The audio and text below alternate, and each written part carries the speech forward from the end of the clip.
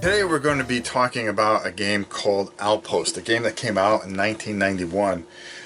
This is the 20th Anniversary Deluxe Edition. I believe it came out in 2002, 2004, and just recently I played it for the first time.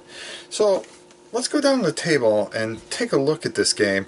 And we have a special guest today. I'm going to let my son explain all about this game, and then we'll come up and get my final thoughts. Okay, so the game's called Outpost. It's a resource management game.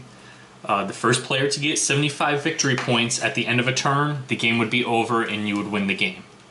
So the way that this game works is we are all on a planet and we are trying to outcompete each other, because whoever gets to 75 victory points first, you are now the lead developer and you're in charge of how the planet is going to be maintained and designed and whatnot. So the way that the game works is each turn we have factories. We start the game with 2 ore factories and 1 water factory. But as you can see, there's a bunch more factories here and here that we will accumulate during the game. Factories produce resource cards. Each turn during phase 3, distribute production cards. The resource cards are worth money. We will use the money both to bid during auction and also to buy factories, humans, and robots. Humans and robots are needed to work in our factories for them to produce these cards for us. Okay? Now on your player sheet, if you look, there's all different resources: ore, water, titanium, research, microbiotics, new chemicals, orbital medicine, ring ore, and moon ore. Those are all the different resources that you can acquire during the game. On the bottom it says average. So you can see ore is worth an average of $3, water is worth an average of $7, titanium is worth $10, all the way down to moon ore, which is worth an average of $50. But the number on these cards is variable. So like water is worth an average of $7, but there's going to be cards that are like worth 4 and cards that are worth 10. So if you can get a bad draw and get less money, but the average on your player card will show you about what you can expect. Now, 3 of these resources, water, titanium, and new chemicals, they have a card associated with them called Mega. So there's Mega Water, Mega Titanium, and Mega New Chemicals. And there's the number 4 on the card. What that means, say I have 4 water factories. So and they're all being operated by humans. I have a human assigned to each water factory. During my distribution phase, I would get 4 water cards. Instead, I can say, no, I don't want 4 water cards, I want 1 mega water instead. Okay? It still counts as 4 cards. Your hand limit at the start of the game is 10 cards. A mega water still counts as 4 cards, but the value on the mega water is fixed. It's always 30. All of these mega waters are 30. So it's a little bit better than the average. The average water is worth 7, so 7 times 4 would be 28. This is worth 30. So it kind of takes a little bit of the randomness out of the game. You won't really get screwed by a bad draw, but now you're not going to get a good draw either, because you could get 10, 10, 10, 10 and end up with 40 credits, but you just kind of play it safe by taking the mega water. You're going to get 30 credits. So you can do that for the titanium or for the new chemicals as well. But all the rest of these, it's a little bit random what you're going to get for your money. So how the game works is there's 13 upgrades that you could potentially buy during the game. There's the blue, the red, and then the purple, because there's 3 eras of the game. Okay? Now because we're playing 3-player, there will always be 3 choices available to us to purchase. It's just one for each player. If you were playing 8 players, there would be 8 cards down here. Now, as you can see, I rolled the dice to randomly determine what the starting inventory would be. There is 1 warehouse and 2 orbital libraries that are available for sale. The start of the game, we're in Era 1. Once someone gets 10 victory points, we'll move to Era 2. But until then, we're in Era 1. What that means is that we roll the D4. Okay? So 3 players. The store will always have 3 cards in it. So let's say during the first turn, 2 of these cards get purchased. So there's 1 card left in the store. We're in Era 1. We roll the D4, so I'll have to roll it twice to restock the store. So say I roll the dice, I get a 3. Card number 3 comes out and would be placed in the store, and then I would do it again so that we have 3 cards available in the store. Now, once we get to Era 2, instead of rolling D3, we'll be rolling the D10, so you'll start to see more advanced upgrades show up. And Era 3 is when someone has 35 victory points.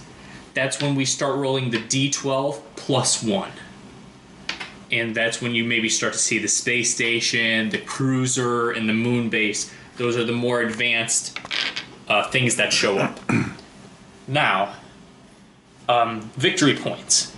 To win the game, you need 75 victory points. If you can look at your ore factories and your water factories, there's 2 little pictures on it. On one side, it says $10 because that's how much you have to pay to purchase that factory. But on the other side, there's a number 1 because it's worth 1 victory point. And then there is a picture of half of a human's face and half of a robot's face. That means this facility can be manned by either a human or a robot, either one. Now, upgrade number 7 is the robots card. That will let you purchase robots. Until somebody has this upgrade, all you can buy is colonists. That's it. You need this particular upgrade in order to buy robots. Another thing to keep in mind, the victory points of these factories, certain cards will give you victory points as well. But here's the thing. If your facility is not being manned, it gives you no victory points. You only get victory points for facilities that have employees actively working in them at that point in time. And so your victory point track can go up and down depending on how you move your employees around. Okay? Turn order. The first turn is going to be random, but after that, it's dictated by who has the most victory points. Whoever has the most victory points will go first, and then second and third would be whoever of us has the least amount of victory points. Your hand limit starts the game at 10 cards.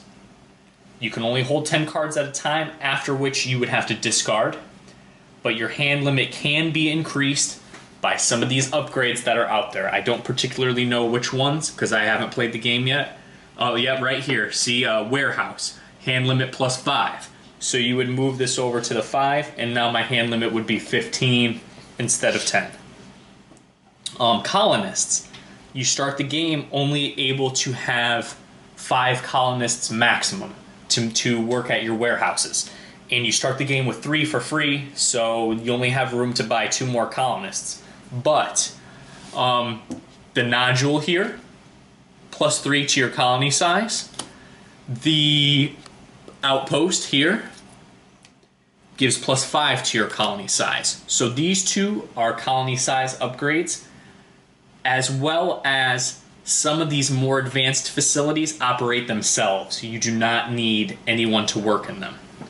So what you're going to find is you're going to start to find that I want to buy more warehouses, but I can't hold any more colonists. So I can buy warehouses, but they're not going to be operated until I increase my colony size limit. The cool thing about robots is robots can work a lot of these colonies, and the amount of robots that you can purchase is 1 for each colonist that you have. So if you have 6 colonists, you could have 6 robots. But you're going to need this upgrade in order to be able to buy robots at all. And if you look at your player card here, it even shows you what is needed to operate each facility. And the last 3 facilities, which is Orbital Medicine, Ring Ore, and Moon Ore, it's human only because it's an advanced facility, and robots isn't enough for you to operate. It has to be humans on that facility. But all of the first ones, robots can work at, as well as the research facility and microbiotics facility, which would be these cards here. Let me see where they are. They operate themselves. You do not need to assign workers to it. So pretty much how the turn works, step 1, we determine the player order, which is going to be random at first. Step 2, we roll the dice, determining what era it is, to restock our cards for sale. Step 3, everybody gets paid production cards for factories that have workers on them. Step 4, you have to discard down to 10 cards or whatever your hand size is if you have more cards than you're allowed to carry in your hand. And then on step 5, we perform player turns. When you perform player turns, you can say that you want to buy one of these upgrades, right? So say I want to buy this warehouse. You can see that there's a cost to the warehouse. It's $25.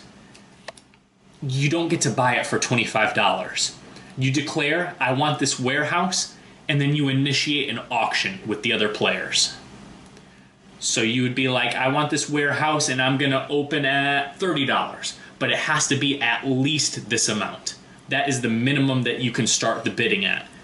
And then all of us players, we go around in a circle, round and around and around, until the maximum bid is achieved, and then that person would win this card, and you get all the benefits associated with it. So, the things that are not bidded on are humans and robots. You can buy at any time if you're allowed to buy robots. They're $10 each.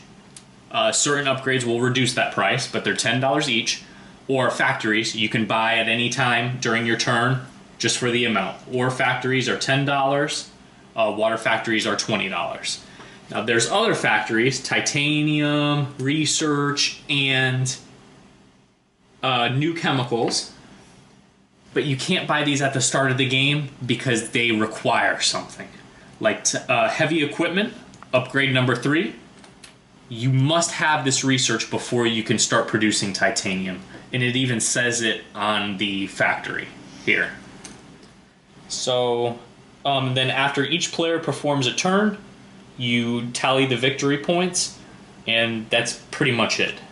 Then a new turn would start. So I might have missed a couple things, but I think that's pretty much it. We did a live playthrough of this game, and I have to say, we had a blast. It's one of our favorite games that we played in a long, long time.